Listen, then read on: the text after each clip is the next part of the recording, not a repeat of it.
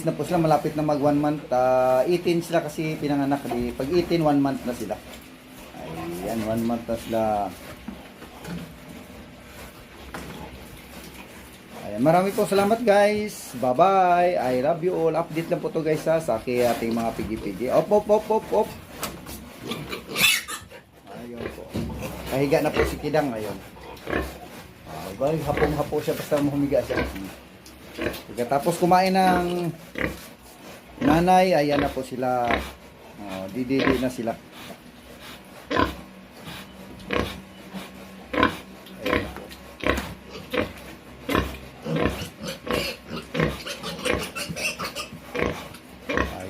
Yung isa, ayun ko ano itong ginawa. Yung buntot kananay niyang kinakagat-kagat niya. Ayan, maloko. Pero may pagkain po sila dito. Ito po tatlo,